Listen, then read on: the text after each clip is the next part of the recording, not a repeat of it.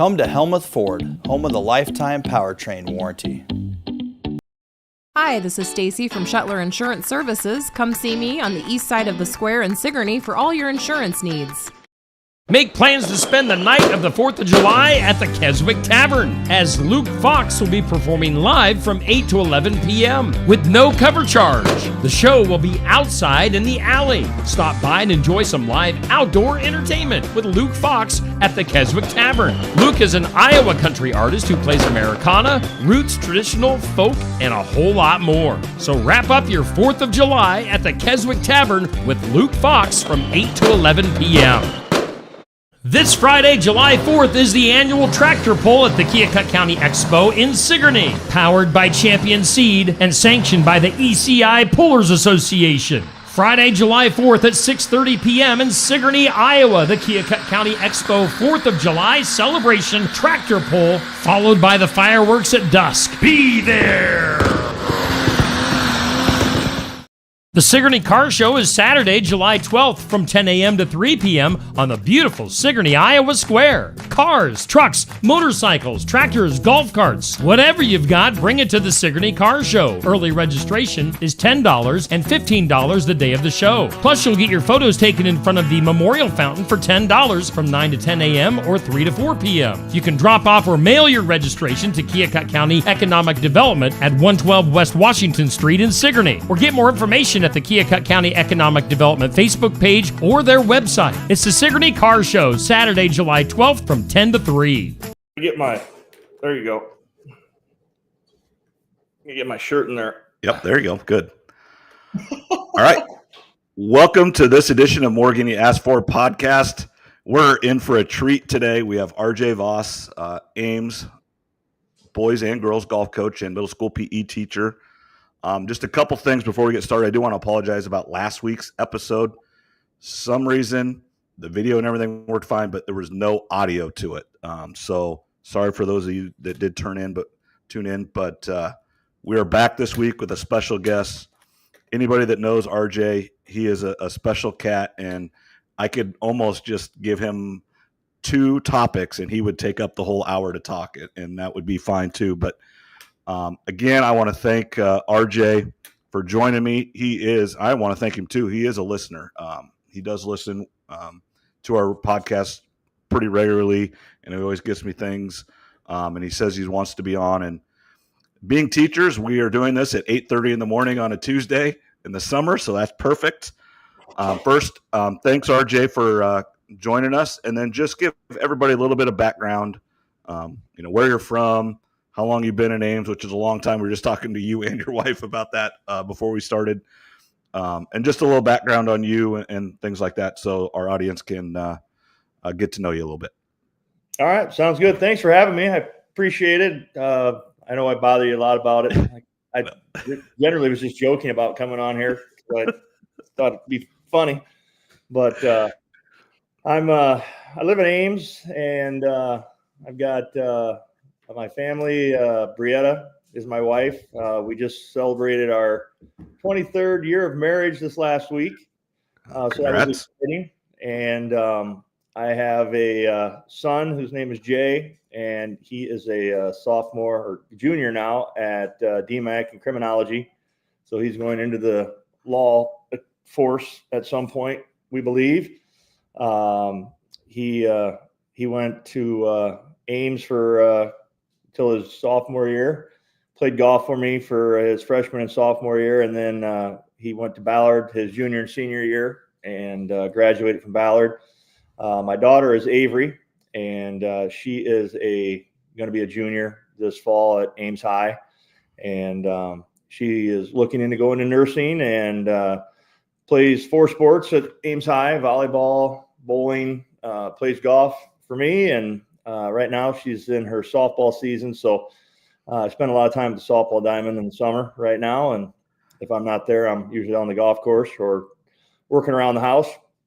We have a couple dogs, a couple Weimaraners. You'll probably hear them barking in the podcast here if anyone comes by on the street. So, and they are pointers. One of my hobbies is hunting pheasants, and we hunt a lot. So they're Millie and Minna. I don't know. I got this lovely board back here that's got all their names of family and everyone behind me, but as far as a little bit about me, I was born in Fort Dodge, and my dad was a teacher there. We moved to Carroll when I was 4 or 5, I believe. I was in Carroll till I was a freshman, and we had a cabin on Blackhawk Lake in Lakeview, and my mother said we are not taking care of 2 houses, so we tore the cabin down, built a house on the east side of the lake, and moved there. So I actually went to high school at started out Lakeview, Auburn, then it was Wall Lake View, Auburn, and now I think it's East Sac County. So I graduated from there in '92, went to school at Minnesota at Mankato State. Tried to play a little golf up there. Joined the Iowa National Guard during right after my freshman year of college, and was in the Iowa National Guard for 7 or 8 years, and got my first job in Ames in 1997, I believe. Principal that was down here at the middle school was from Carroll, and I'd already taken a job in Northwest Iowa, and he called and said, "Hey, we got a PE job down here if you're interested," and paid a little bit more and had a little more opportunity. So I ended up coming here and was in elementary school for my first 2 years, bouncing around, and didn't like that. Our elementary PE program, we were in a little closet for an office, and had to travel schools, and our gyms were also the cafeteria and all that. So I was looking more for middle school, high school, but starting out I got there. So then actually they needed a special ed teacher for BD level 3, and coming from Minnesota, I had adapted PE minor, so I had more special ed credits than most special ed teachers in Iowa. So I did that for 2 years. That was very interesting. I was the only male in the building, and back then you were restraining kids a lot, so I got to experience that for a couple of years, and I was always looking to get back into PE, obviously. So Judge Johnson, who was our AD here for many years, when he got that job, I rolled into his middle school PE job, and been there ever since. I've coached, gosh, I don't know. I coached track for years at the middle school. Actually coached gymnastics, which was crazy back then. The head coach was a PE teacher with me, and she's like, "Oh, I just need someone to spot."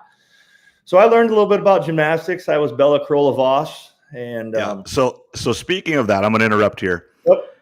RJ was at Ames Middle School when I was going to Iowa State, and I went and watched him, and that was what you were doing at the time in your classes. So you had the beams, and you had it all there.